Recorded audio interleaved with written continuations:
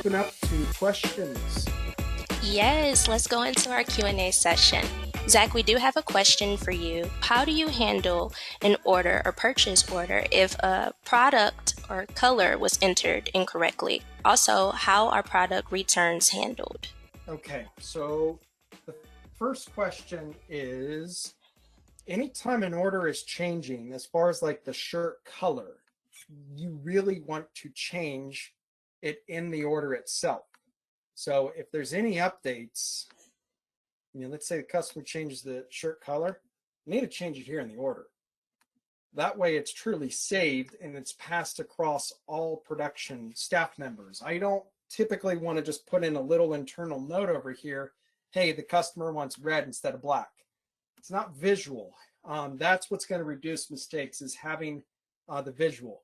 If the customer wanted, some red, some black instead of these 36, again, copy the line item, but your line items need to be exactly what the customer wants if you're trying to make sure you don't run into those mistakes. As far as returns go, I never get asked that. And the reason is 99% of businesses in our industry don't accept a return. It's a custom printed product. That is not to say I cannot refund the customer and so forth, but it's so rare that I've ever seen anybody take back a product, store that inventory, try to account for it and use it for a future order.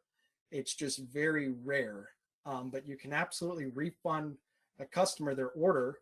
So let me just cancel edits. And it's as easy as I can cancel the order and it'll refund, or I can come over to payments and I could add a refund or credit to the customer. Hopefully that answers the question.